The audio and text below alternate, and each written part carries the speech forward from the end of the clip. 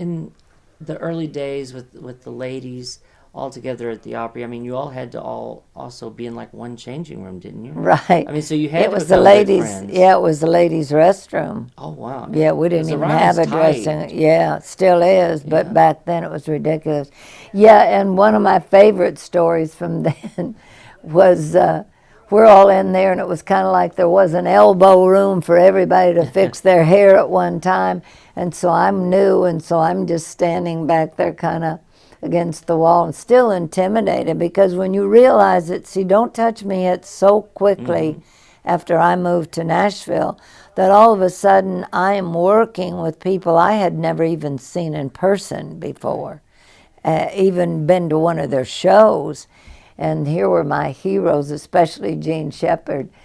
And so we're standing there. I was standing there as quiet, waiting my turn. And Shepard said, "Seeley, you ain't doing anything. Take this hairbrush, fix my hair." And I'm like, here's my hero.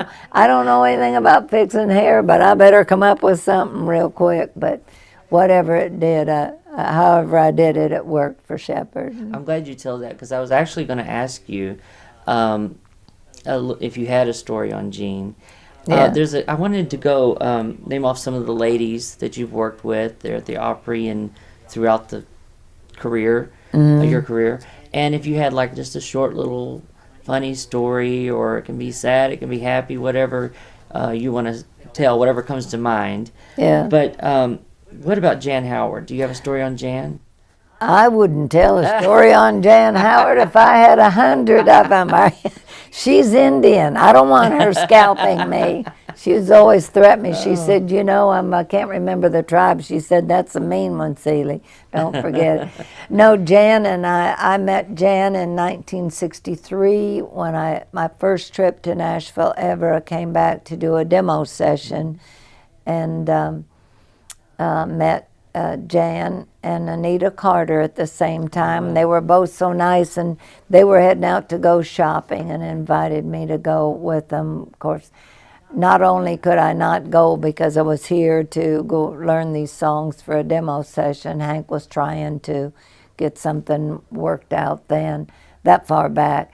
And the other thing, I didn't have any money to go anyway. But no, Jan and I have been very good friends. And of course, through the years, and she and Tammy Wynette, I think, were closer friends. Of course, she traveled with Tammy. And Dottie and I had a closer friendship. Right. And Jan's and my friendship got closer after we lost Dottie and Tammy. And we kind of clung to each other, I think. And we still remain good friends. I talk to her weekly. And you made a movie together? Oh, yeah. That was so funny, too, because when the audition was, they put us both in there, and they said, "Okay, this is the scenario, and we want you to improvise this." So Jan and I just started in, and it was like one of us she thought I was running around with her husband or something, was the proposed thing. And it just got hilarious. We were cracking up ourselves. We were having so much fun with it. We were sorry when the audition was over, and they said, "That's enough." Well, the movies, I mean, you were great. You all were naturals in it. And I'd seen you do some plays, so I knew that you could act. I didn't know that Jan could act, and she did so well, too. And yeah, Jan I is was so glad. natural. I'm always happy to see the country music stars get into something like that with Hollywood, or if, but they want to be, You know, the thing I admire so much about Jan is she has always lived life right to the fullest, and she's not afraid to do anything. Yeah. I remember when she was riding an elephant somewhere, and I'm like, Jan, but she's always been up to everything. Of course, I'm so proud of her and her golf. She plays golf and has always represented us so well. Do you have a story on Tammy Wynette? Not a lot on Tammy. I do. I was very honored when someone first told me before I read her book that she had mentioned me, and that the first night she was on the Opry that I came over to her and was welcoming her and giving her a pep talk. "Don't be nervous," or whatever I said to her. And that was great that she remembered that and acknowledged me. In the early years when she was first dating George, is when I spent the most time with Tammy, and I remember her talking about, I don't know, this feeling I have for him. I don't know because he's my favorite singer, or what's happening here, I just think about, the music that they made too, and then, and to be married like that, it's kind of hard to be in somebody's face 24/7, Right. And you bring that, and to try to stay up like that and entertain for the fans. And when you got this balancing the going on. careers, yeah. It was hard enough, like when I was married to Hank, balancing his career as a writer and mine as an artist during those years, and my writing had to take a second because you had to balance it somewhere. Exactly. Well, do you have a story on Loretta? Because everybody has a Loretta Lynn story. So. Well, Loretta, one thing that just knocked me out when I first came to the Opry, she went over, you remember the little bench that Debbie Logue used to sit on, and I was sitting there, and she came over and she said, "Scoot over, Celia," and she sat down. She said, now tell me something about you. I want to know who you are and where you can just hear her, so blunt. So and here again, I'm such a big fan of Loretta. So I'm telling her, and when I tell her a little wrap up the little story, she said, well, let me tell you. She said, I like you, and you're the real thing. And she said, you're going to be all right, and you're going to fit right in here at the Opry, and you just keep being like you're being. That's wonderful. So it's great. And then at one time I was telling a little story, me and my little jokes, and telling everybody to get a laugh. And I had told her the joke, and she's sitting there looking at me, and she said, well, I don't get it. But she said, I'm going to holler at Mooney. You tell Mooney, and she said, because I know it's funny, but you tell Mooney, and then he'll explain it to me. Just like the movie. Yeah, just typical Loretta. No fried bologna sandwiches, though. No.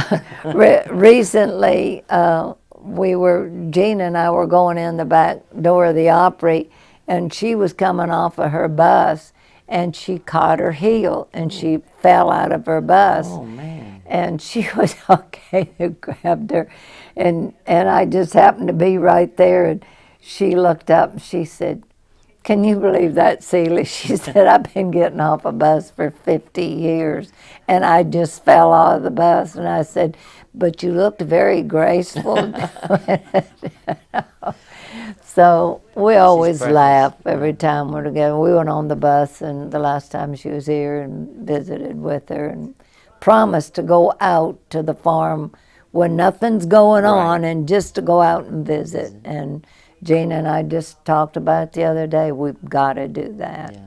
Well, she's making she's never went away. But, no. But she's made this phenomenal. great record, and kids and everything are coming to her. It's so great. You came up around the same time. You and Dolly were coming up together. Do you have a story on Dolly?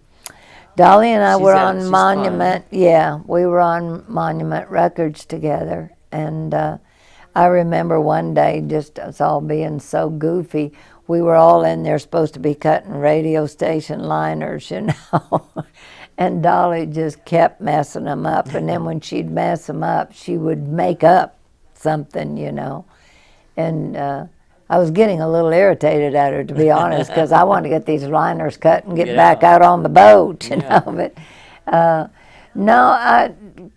our paths were parallel, but we weren't always together that much during that time, because when she hit, and she went one direction and I went another, and seldom did we ever work anything on the road. But we stay in touch all the time. Dolly and I send messages back and forth to each other, because of course one of the first friends I made right after I moved to Nashville was Ann Warden, Don Warden's wife. And of course Don, being Dolly's personal manager all these years, we send messages back and forth through there. And one of my favorite things is when I was working Dollywood, and I would see people with their dogs bring them. They were allowed to bring them in the park then, but they didn't care for them, you know, and they didn't realize how hot it was and the pavement on the little dog's feet. And in fact, one lady, it's a wonder I didn't get thrown out of more places than I did. But this lady had a little terrier dog, and it was just dancing, and she kept saying, "Be still, be still." And finally I said, "Ma'am, take your foot out of your shoe and put it down on that pavement, and I'll show you why that little dog can't hold still." She didn't do that, but she did bend down and put her hand. I said, "Just put your palm in your hand."